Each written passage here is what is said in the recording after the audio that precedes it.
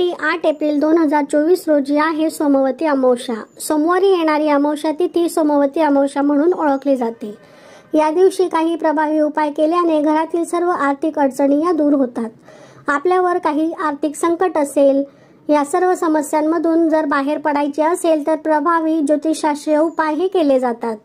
त्या उपायांवर आज आपण थोडक्यात माहितीही जाणून घेणार आहोत। त्याआधी तुम्ही चॅनलवर जर नवीन असाल तर चॅनलला सबस्क्राइब नक्की करा। मंडळी, अमावस्येला धार्मिक, आध्यात्मिक तसेच ज्योतिषशास्त्रीय दृष्ट्या अनन्यसाधारण असं महत्त्व आहे आणि त्यातही ती सोमवती अमावस्या असेल तर विचारायलाच नको। हा दिवस अत्यंत खास मानला जातो। म्हणूनच ज्योतिषशास्त्रानुसार काही खास उपाय या दिवशीही केले जातात। त्याचे चांगले परिणाम आपल्या आयुष्यावर हे होत असतात। तेच उपाय आपण आजच्या व्हिडिओमध्ये पाहणार आहोत। सगळ्यात पहिली गोष्ट म्हणजे जेव्हा आपल्या कुटुंबाची प्रगती होत नाही, प्रत्येकाच्या कार्यात काही ना काही अडचणी येत असतात, तेव्हा पितृदोष आपल्या कुटुंबात नाही येत नाही पाहणं तेवढंच आवश्यक तसेच गरजेचं असतं।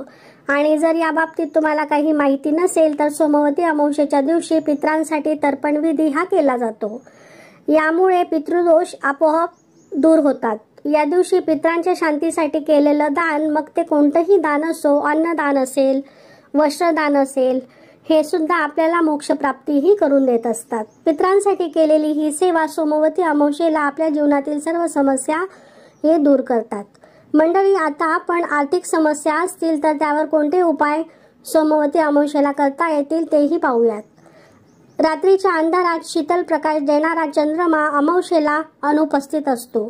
त्याची गैरहजेरी जाणवते, म्हणूनच या दिवशी चंद्राची पूजाही केली जाते। तसेच सोमवारी आपण देवादिदेव महादेव यांची उपासनाही करतो।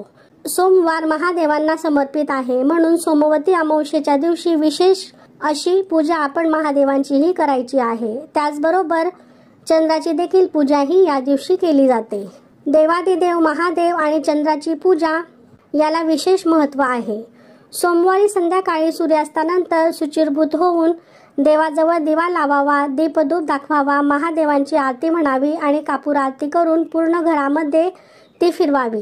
त्यानंतर महादेवांना पांढरी फुलं, बेल ही अर्पण करावी। त्यानंतर आकाशाकडे पाहून चंद्राला स्मरण करून तुळशीजवळ चंद्रासाठी फूल अर्पण करावं। या छोट्याशा पूजेने सुद्धा भगवान शंकर आणि चंद्राची कृपा लाभून आयुष्यात अडकलेल्या कामांना गतीही मिळते।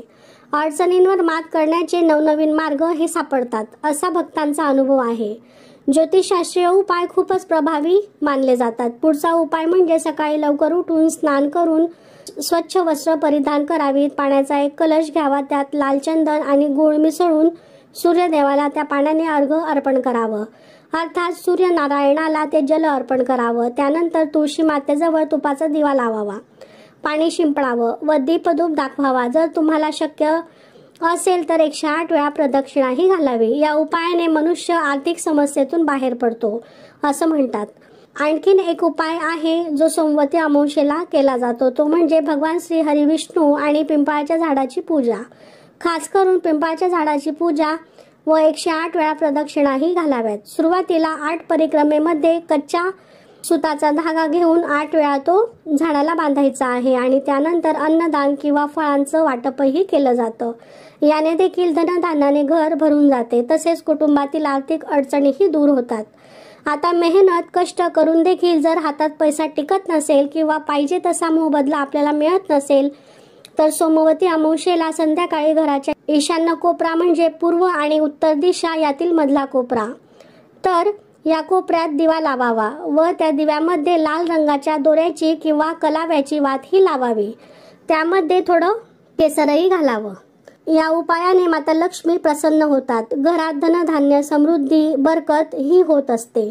जर तुम्ही एखाद्या दुःखाने व्यापलेले असाल तर सोमवती अमावस्येच्या दिवशी गव्हाच्या पिठामध्ये थोडी साखर घालून ती काळ्या मुंग्यांना खायला द्यावी।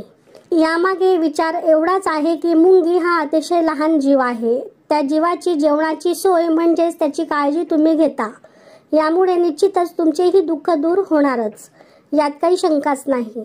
आता सोमवारी अमावस्येला कोणत्या गोष्टी आपण करायला हव्यात तेही थोडक्यात पाहूयात। पहिली गोष्ट म्हणजे हा दिवस दान धर्मासाठी शुभ व श्रेष्ठ मानला जातो। तुम्हाला जसं जमेल तुमच्या क्षमतेनुसार दान धर्म हा करावा। त्याचबरोबर काही भाविक या दिवशी उपवास देखील करतात। या दिवशी अनेक प्रकारचे धार्मिक कार्यही केले जातात। पवित्र नदीमध्ये स्नान करणं, पिंपळाच्या झाडाची पूजा करणं हेही महत्त्वाचे आहेत। त्याचप्रमाणे दूध व पाणी अर्पणही केलं जातं। या दिवशी 108 प्रदक्षिणा आपल्याला घालायला नाही जमल्या तर कमीत कमी 7 प्रदक्षिणा तरी घालाव्यात। त्याचबरोबर सोमवती अमावस्येच्या दिवशी पितरांना तर्पणही दिले जाते। यामुळे पितर तृप्त होतात। भगवान शिवशंकरांना अभिषेक घातला जातो। गाईला चारा खाऊ घालावा, गोसेवा करावी हे देखील शुभ मानलं जातं। त्यातल्या त्यात सर्व गोष्टी जर आपल्याला नाही जमल्या पण त्यातली एक जरी गोष्ट तुम्ही केलीत तर याने देखील माता लक्ष्मी तुमच्यावर नक्कीच प्रसन्न होईल आणि तुमच्यावर मातेची कृपाही होईल। तर मंडळी, वर आपण जे उपाय पाहिले त्यापैकी तुम्हाला एक जरी उपाय करता आला किंवा तुम्हाला जेही शक्य असेल ते तुम्ही करावं। तर कसा वाटला तुम्हाला आजचा व्हिडिओ, आजची माहिती कमेंट करून नक्की सांगा आणि अशाच माहितीपूर्ण व्हिडिओसाठी चॅनलला सबस्क्राईब नक्की करा आणि तुमचे काही प्रश्न असतील तर तेही तुम्ही कमेंट करून विचारू शकता।